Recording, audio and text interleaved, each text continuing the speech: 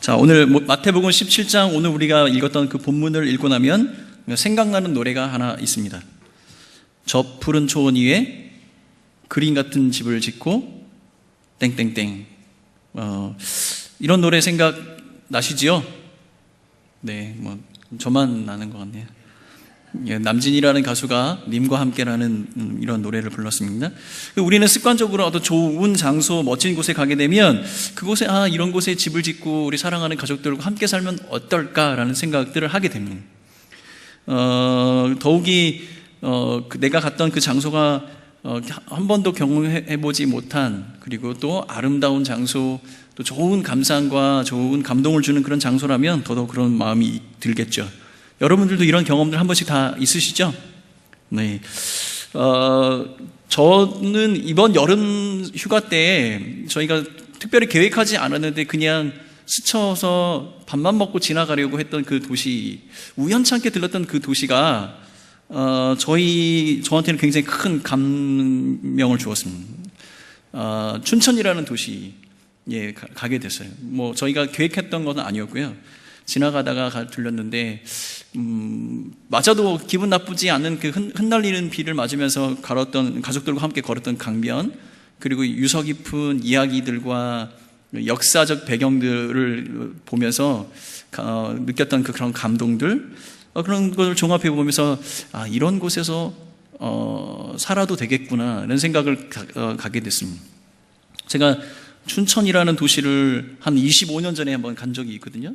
근데 그 당시에는 전혀 그런 생각이 안 들었는데 올해는 제가 우연찮게 들른 그 도시가 참 마음에 든다, 참 푸근하고 참 살기 좋겠다 이런 마음을 갖게 됐습니다. 혹시 그 하루 정도, 한 반나절 정도 충분할 것 같습니다. 시간이 되시는 분들은 한번 방문해 보시면 참 좋을 것 같습니다. 정말로 그 초원 위에 아주 그냥 커다란 저택을 짓고 아름답게 이렇게 살아가는 것, 이런 것이 아니더라도 아담한 집에서, 아름다운 곳에서 가족들과 함께 이렇게 오손도손 살아가는 것은 우리 소박한 사람들의 그 소원이기도 합니다. 이런 마음은 예전이나 지금이나 별반 다르지 않은 것 같습니다. 오늘 본문에도 보면 베드로가 예수님께 초막 셋을 짓고 그곳에 함께 유하기를 청하는 그런 모습이 나옵니다. 자기가 한 곳에 정착하기로 결정했다는 이야기는 이전에 자기가 살았던 지역보다, 살고 있는 곳보다 월등하게 좋은 조건이 발견이 되어지고 그것이 굉장히 자기의 감명이 되었기 때문에 그런 결정을 할 수 있겠죠. 사랑하는 예수님의 제자 베드로도 어떤 그런 마음이었던 것 같습니다. 오늘 본문을 살펴보면 예수님께서 베드로와 그 야고보와 요한, 특별히 3명만 데리고 일상에서 경험하지 못하는 아주 특별한 경험들을 하게 하시고 그것을 통해서 예수님께서 그들에게 교훈을 하고 계십니다.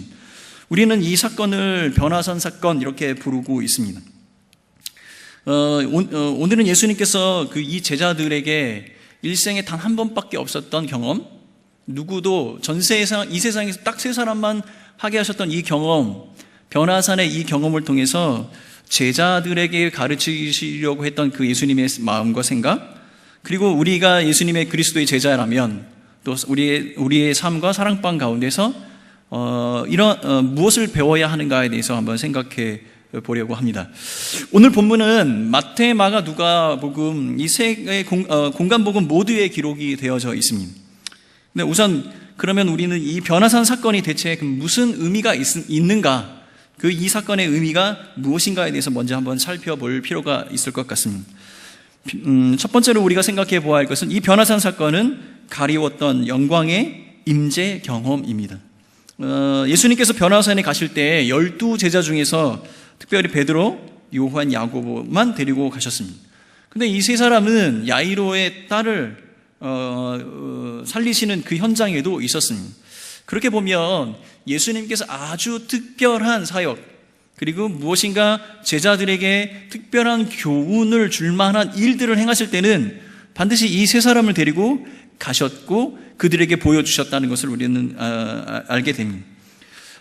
그리고 예수님께서는 이 제자들에게 늘 이렇게 이야기하셨습니다. 이 사실을 누구에게도 말하지 말아라. 그리고 훗날 이 사실이 너희들이 경험한 사실이 명확하게 이해가 될 때 그때에 사람들에게 나누어라, 이렇게 이야기를 하시고 있죠. 이 현장에 있었던 이 제자 중에서 베드로는 자기가 경험했던 사실을 아주 자세하게 자기가 기록한 성경에 기록을 해놓았습니다. 베드로후서 1장 16절에 보면 그가 경험했던 이 사건을 이렇게 묘사를 하고 있습니다. 1장 16절은 이렇게 쓰여 있습니다. 우리는 그의 크신 위엄을 친히 본 자라. 베드로 자신은 예수님의 크신 위엄을 본 자라고 분명하게 이야기를 하고 있습니다. 그가 보았던 예수님의 큰 위엄은 무엇이냐면 지극히 큰 영광이고 그동안 누구에게도 보여지지 않았던, 모든 사람들의 눈이 가리워져서 볼 수 없었던 하나님의 지극히 크신 영광을 목도하고 보았다라는 것입니다. 베드로후서 1장 17절과 18절은 이 베드로가 목격했던 이 장면에 대해서 조금 더 부연 설명을 하고 있습니다. 베드로후서 1장 17절 18절 말씀을 우리 같이 한 목소리로 읽어보겠습니다. 읽겠습니다. 시작. 지극히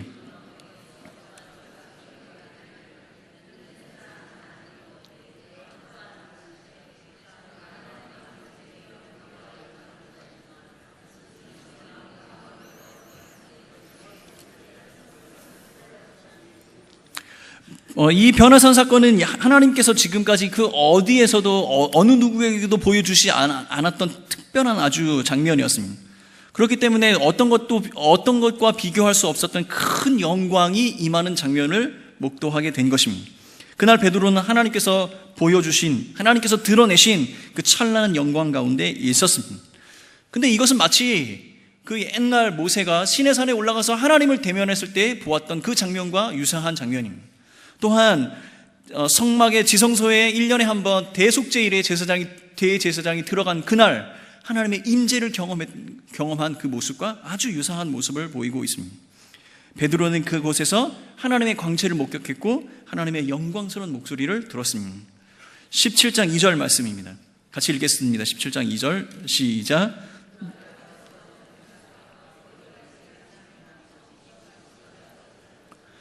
베드로는 변형이 된 예수 그리스도를 목격하게 되었습니다.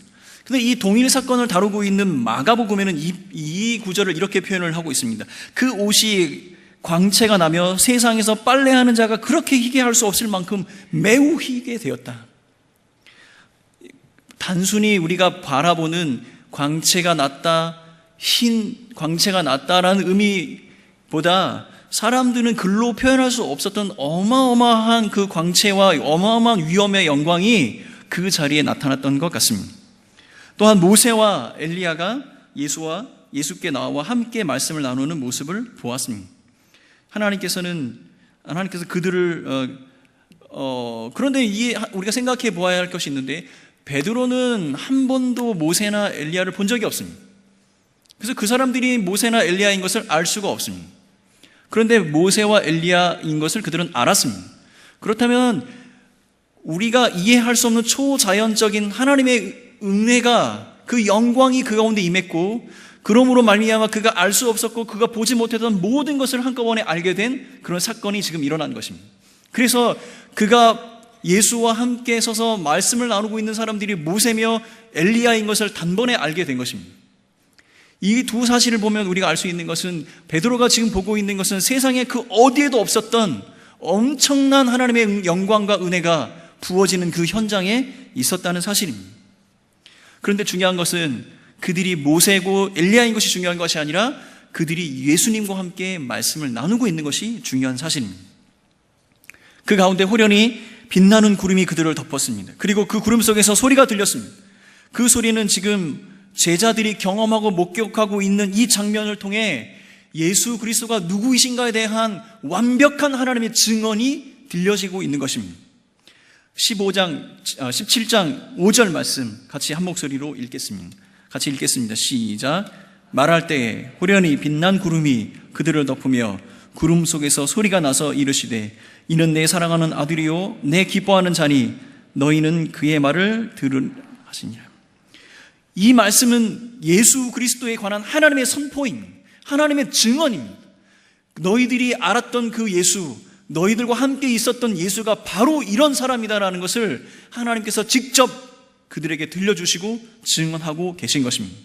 그동안 제자들이 이해할 수 없었던 예수님이 우리와 함께 있었던 것이 너무 즐겁고 행복한 사실이었습니다. 그가 베푸신 기적과 그가 베푸시는 모든 가르침은 사람들의 마음을 변화시키고 큰 감동을 주었습니다. 그런데 때로는 이해할 수가 없습니다. 저 사람이 하나님인지 사람인지 알 수 없는 그러한 때가 있었습니다.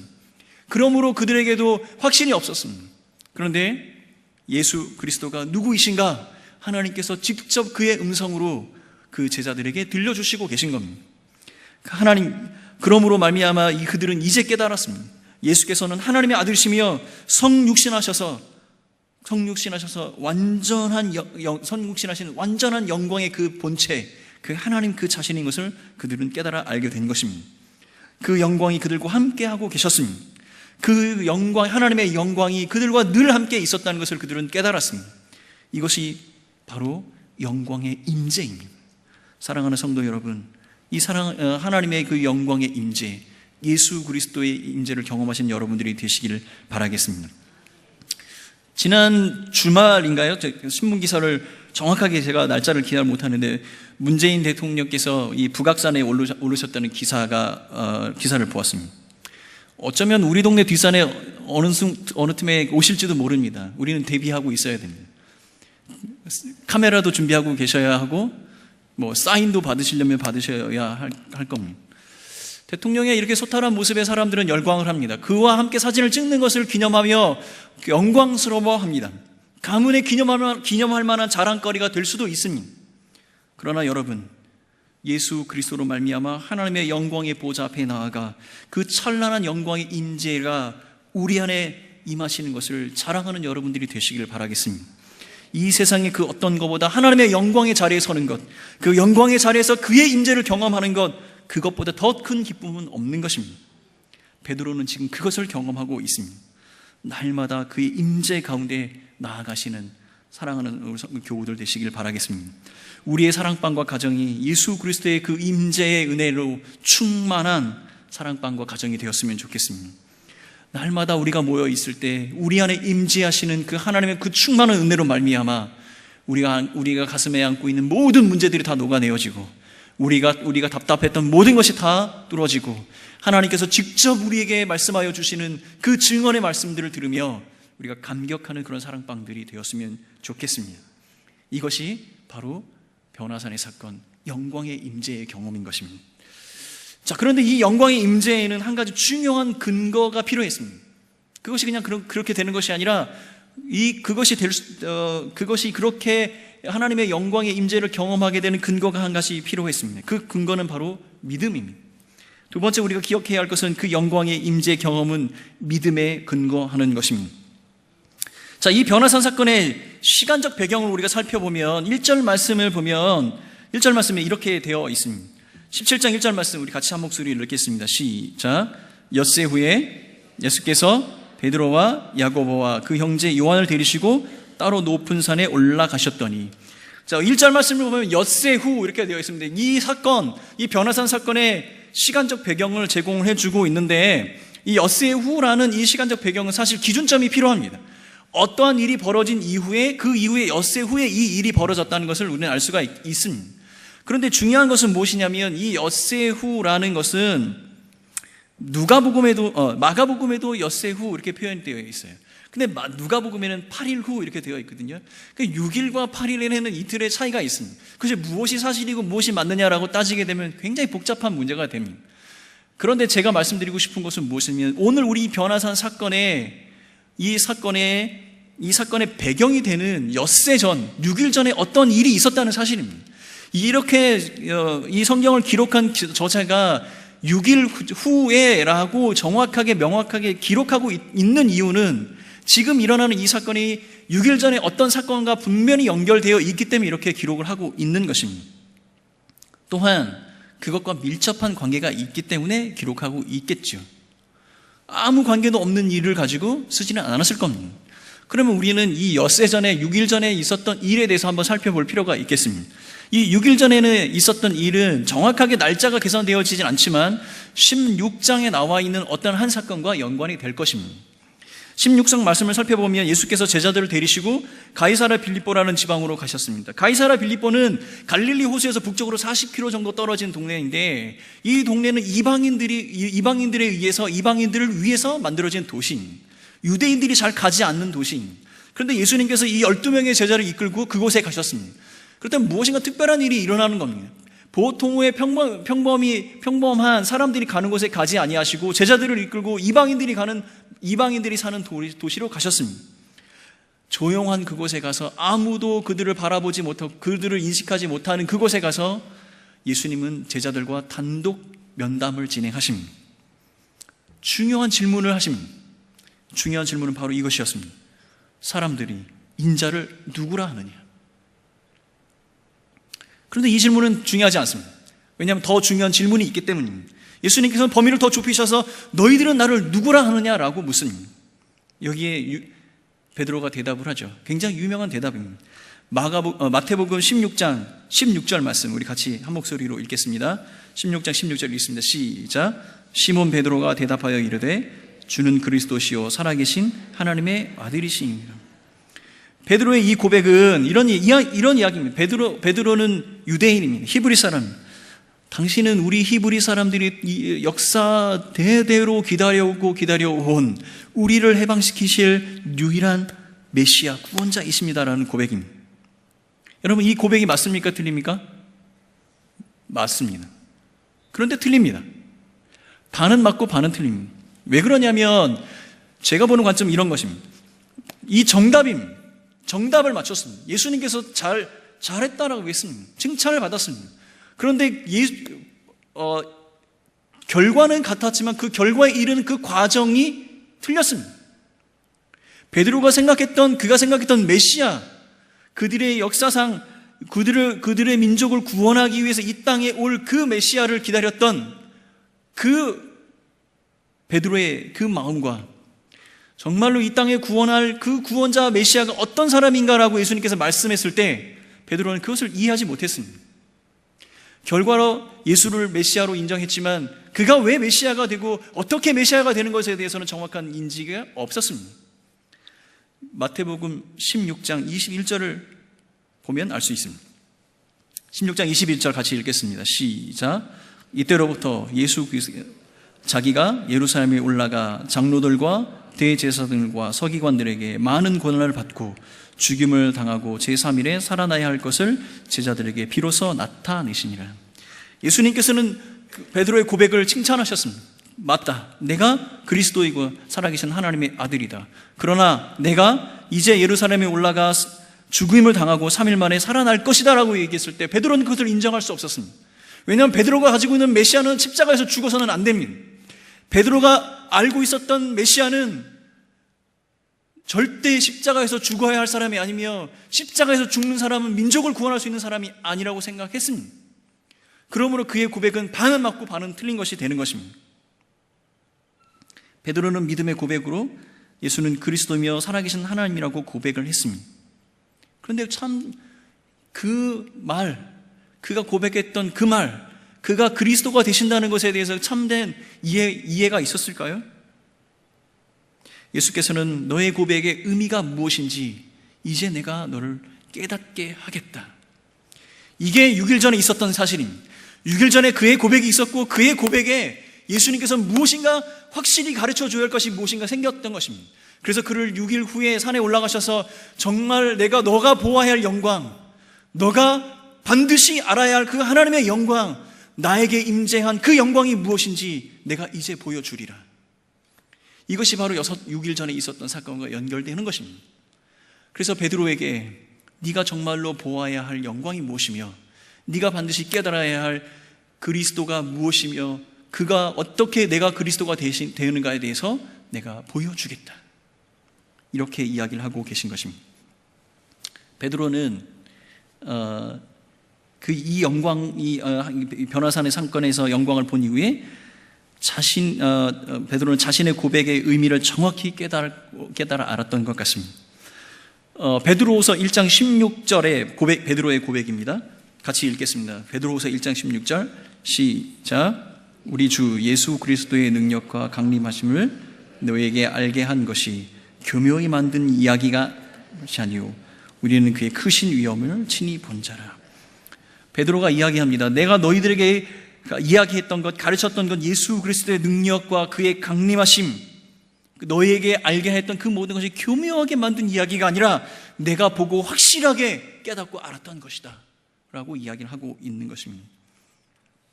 이것이 변화산 사건을 통해 예수께서 베드로에게 보여주시고자 하셨던 것입니다. 그런데 아시죠? 이러한 베드로의 출발점, 베드로가 이러한 믿음의 고백에 이르기까지는 수많은 시행착오가 있었다는 사실입니다. 그런데 가장 기본적인 것은 그가 예수 그리스도에 관한 믿음의 고백이 연약한 믿음의 고백이지만 그 고백이 있었기 때문에 이것이 가능해졌다는 사실을 우리는 깨달아야 합니다. 하나님께서는 우리의 연약한 믿음을 들어 그 연약한 믿음 가운데 하나님의 감당할 수 없을 만한 그 영광을 우리에게 부어주셔서 하나님의 그 크신 은혜를 가운데 우리가 깨닫게 하시는 것입니다. 사랑하는 성도 여러분, 바로 이것이 작은 믿음을 통해 하나님께서 큰 영광에 이르게 하시는 하나님의 축복의 원리인 것입니다. 베드로는 비록 연약한 믿음, 올바른 믿음이 아니었습니다. 완전히 하나님 예수 그리스도에 대해서 깨닫고 알았던 것은 아니었습니다. 그러나 하나님 그의 연약함 가운데 하나님께서 부어주시는 감당할 수 없는 하나님의 그 영광에 부어주시는 은혜로 말미암아 그가 예수 그리스도가 참된 구원자이시며 그리스도이신 것을 고백하게 되는 것입니다. 사랑하는 성도 여러분, 우리가 이런 제자였으면 좋겠습니다. 비록 작은 연약한 믿음이지만 우리의 믿음을 통해 우리의 믿음에 부어지시는 하나님의 그 크신 영광 가운데 하나님의 은혜를 경험하는 그런 제자의 삶들을 살았으면 좋겠습니다. 우리의 사랑방이 그런 사랑방이었으면 좋겠습니다. 날마다 하나님의 임재를 경험하고 우리가 서로 고백되어지는 하나님의 그 임재의 경험을 통해 우리의 연약한 모습들, 나약한 모습들, 깨어진 상처들, 아픔들이 다 녹아져서 복음의 능력으로 변화되어져 사용되어지는 그런 사랑방이었으면 좋겠습니다. 우리의 연약함을 들어서 사용하셔서 그 부으시는 감당할 수 없는 하나님의 은혜로 말미암아 그 영광으로 말미암아 충만한 은혜를 누리시는 사랑하는 성도님 되시길 바라겠습니다. 그 출발점은 바로 믿음입니다. 예수가 그리스도시라는 그 믿음에서 출발한다는 사실을 기억하시는 여러분들이 되시길 바라겠습니다. 마지막으로 제가 나눌 것은 그의 영광은 세상 가운데 드러나야 한다는 것입니다. 변화산에서 일어난 큰 사건 중에 예수께서 그 형체가 변화되신 것과 함께 모세와 엘리야가 나타났다는 사실, 이것이 큰 사건입니다. 모세는 율법의 대표자입니다. 엘리야는 예언의 대표자입니다. 이스라엘 역사상 이 두 인물은 굉장히 중요한 인물입니다. 엘리야는 죽지 않고 하나님께 올라갔습니다. 모세는 유일하게 하나님과 대면한 사람이었습니다. 예수께서 그들과 만나서 친밀하게 대화를 나누고 있다는 사실은 예수의 그 외형이 변화된 것도 있지만 그의 본질적인 존재 가치가 완전히 변화되어서 그들과 함께 할 수 있었다는 사실, 그것을 알게 된 것입니다. 베드로는 그 모습을 보았습니다. 그래서 그것이 큰 영광이었고 은혜였습니다. 그 큰 영광과 은혜가 너무 커서 알지 못했던 것도 다 알게 됐고 깨닫게 됐고 하나님이 예수 그리스도와 함께한 그들이 누구인가도 알게 되었던 것입니다. 기념할 만한 사건입니다. 그래서 초막을 셋을 짓겠다고 한 것입니다. 그곳에서 그들과 유하는 것입니다. 함께하는 것입니다. 떠날 수 없는 것입니다. 버리기 아까운 것입니다. 이것이 지나가는 것이 안타까운 것입니다. 너무너무 행복한 순간인 것입니다. 여러분, 영화나 드라마 보면 가끔 가장 행복한 순간을 표현하는 이런 종종 대사가 있습니다. 뭐죠? 지금 죽어도 여한이 주무세요? 아니 주무세요는 아니고요. 지금 죽어도 여한이 없다. 뭐 이런 말을 종종 하죠. 여러분, 그게 그 말이 믿어지십니까? 정말 그럴까요? 정말 내가 죽어도 행복한 그런 행복이 있을까요? 죽음보다 더 감격스러운 행복이 있다고 생각하십니까? 죽으면 다 끝인데요? 죽으면 아무것도 없는데? 지금 베드로는요, 산 밑에 자기가 두고 왔던 모든 것이 아무런 의미가 없는 거예요. 산 밑에 두고 왔던 것을 다 포기할 만한 지금 영광을 만끽하고 누리고 있습니다. 그 영광이 얼마나 크고 아름다운지 말을 할 수가 없습니다. 그래서 이곳에서 살기를 원하는 것입니다. 그런데 베드로가 한 가지 생각하지 못했던 것이 있습니다. 17장 3절 말씀 같이 한 목소리로 읽겠습니다. 17장 3절 시작. 그때에 모세와 엘리야가 예수와 더불어 말하는 것이 그들에게 보이거늘. 이 말씀 읽으시면서 좀 이상한데 이렇게 생각하시는 분은 국어를 되게 잘하시는 분입니다. 모세와 엘리야가 예수님과 대화를 나누고 있습니다. 그러면 대화를 나누고 있는 모습을 듣는 것이 맞습니까? 보는 것이 맞습니까? 모세와 엘리야와 예수님께서 대화를 나누고 계신다면 그 대화를 들었다라고 하는 것이 맞죠. 아마 제가 볼 때는 베드로는 그분들이 무슨 이야기를 하고 있는지 내용을 듣지 못했던 것 같습니다. 근데 그분들이 나누었던 대화의 내용이 누가복음에 기록이 되어져 있습니다. 누가복음 9장 30절 31절 말씀 같이 한 목소리로 읽겠습니다. 시작. 문득 두 사람이 예수와 함께 말하니 이는 모세와 엘리야라.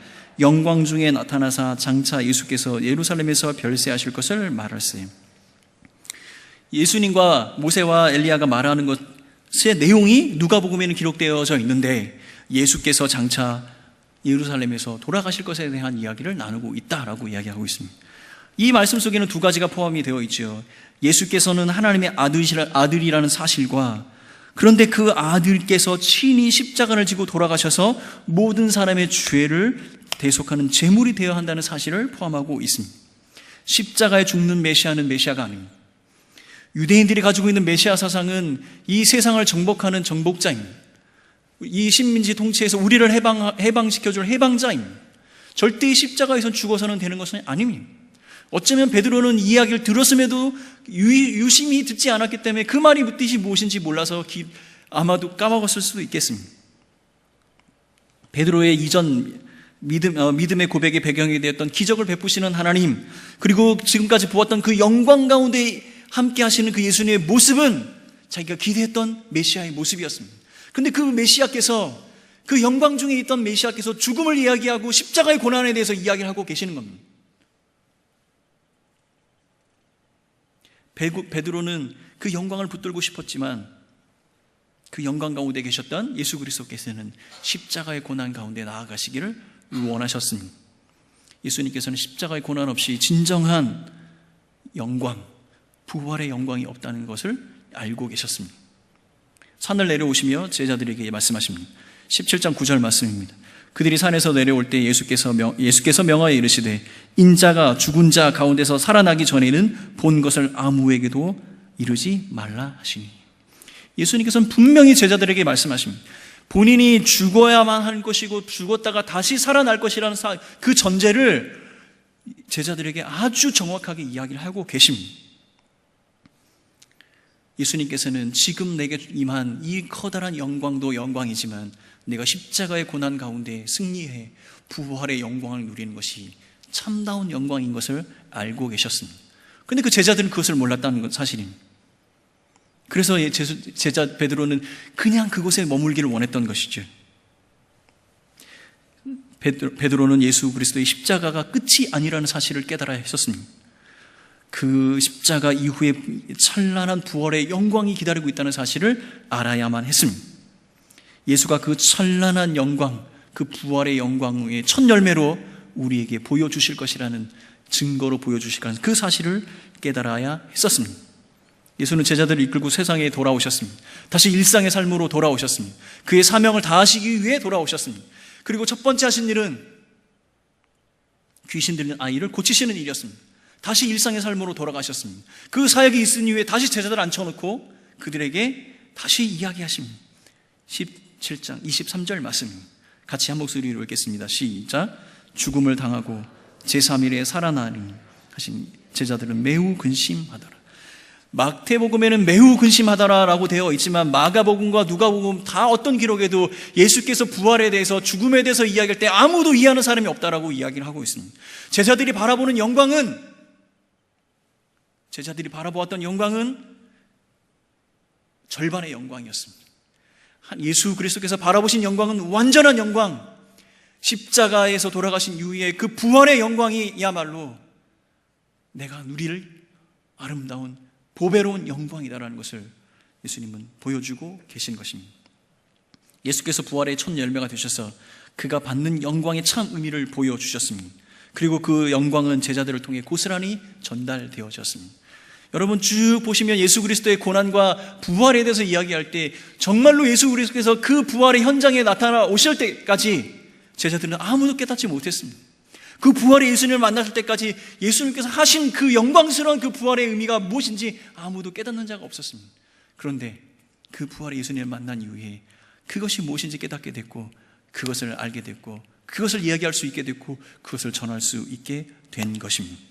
사랑하는 성도 여러분, 우리가 예수를 그리스도로 믿는다면, 예수를 그리스도를 믿고 살아간다면 이 부활의 영광이 우리에게 허락될 최후의 완전한 영광인 것을 믿으시는 여러분이 되시길 바라겠습니다. 또한 이 영광 가운데 머무시는 여러분들이 되시길 바라겠습니다. 부활의 영광, 예수 그리스도께서 우리에게 믿음의 첫 열매로 보여주셨던 이 부활의 영광이야말로 성도에게 허락된 최후의 완전한 영광인 것을 믿으시는 여러분들이 되시길 바라겠습니다. 제자들이 그랬던 것처럼 우리가 그 부활의 영광을 믿는다면 또한 그 이 부활의 영광을 사람들에게 나누고 베풀고 전하는 일에 앞장서야 하겠습니다.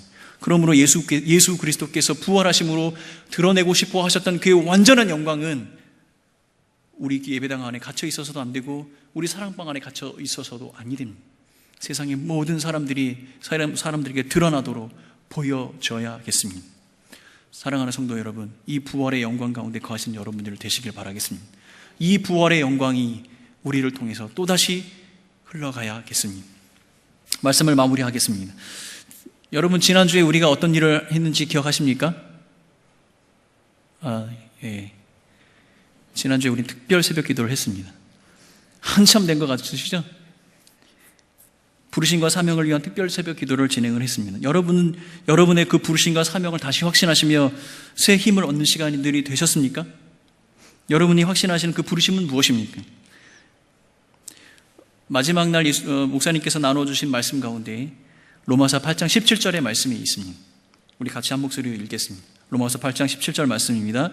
시작. 자녀이면 또한 상속자, 곧 하나님의 상속자요 그리스도와 함께한 상속자니 우리가 그 고난도 함께 받아야 할 것이는. 목사님께서 우리에게 상속자의 부르심에 대한 이야기를 했습니다. 그 영광을 우리가 상속받는 상속자가 되었습니다. 그것이 우리의 부르심입니다. 그런데 오늘 본문의 말씀 속에는 이 영광과 함께, 이 장엄한 영광과 함께 우리에게 이 영광을 위해서 고난도 함께 받아야 한다고 이야기를 하고 있습니다. 영광을 받기 위해서 고난을 받는 것입니다. 그렇다면 우리에게 허락된 이 부활의 영광, 하나님께서 부으시는 하나님의 그 영광을 받기 위해서 성도는 지극히 당연히 고난 가운데 있어야 한다는 사실입니다. 그러면 성도의 고난은 무엇입니까? 성도의 고난은 경제적인 문제입니까? 건강의 문제입니까? 관계의 문제입니까? 이 모든 것을 다 포함합니다. 그러나 성도의 고난은 무엇이냐면 성도로서 이 땅에 살아가는 것이 고난입니다. 성도로서 하나님의 부르심을 받은 성도로서 이 땅에 살아가는 것, 그 자체가 우리는 고난입니다. 여러분, 말씀으로 자녀를 양육하고 가정을 세우는 것 쉬우십니까?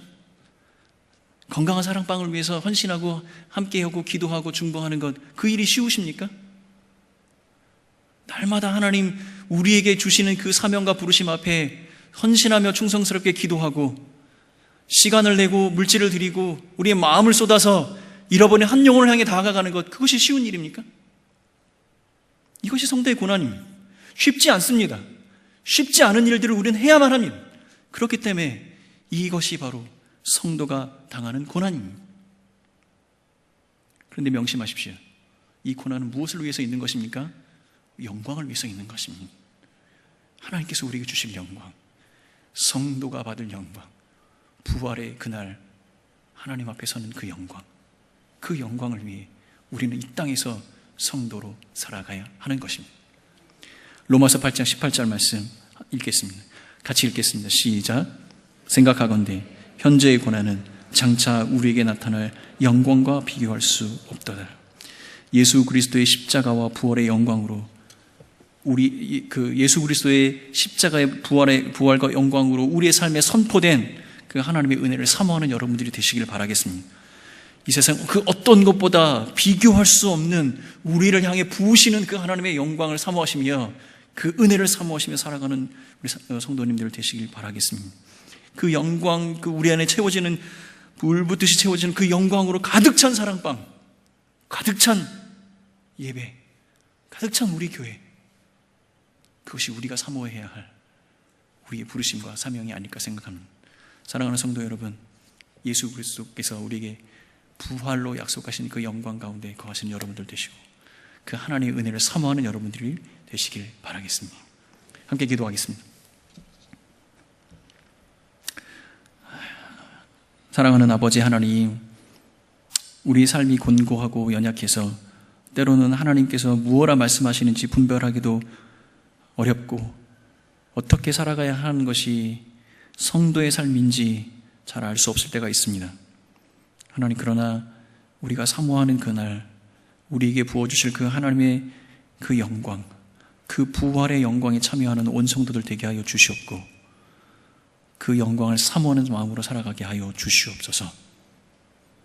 우리의 삶이, 우리의 사랑방이, 우리의 가정이 날마다 변화산의 그 변화를 바라보며 그곳에 임재하셨던 그 하나님의 영광을 바라보며 또한 우리에게 약속된 그 영광을 사모하며 살아가는 온 성도들 되게 하여 주옵소서. 감사합니다. 이 모든 말씀 예수님의 이름으로 기도합니다.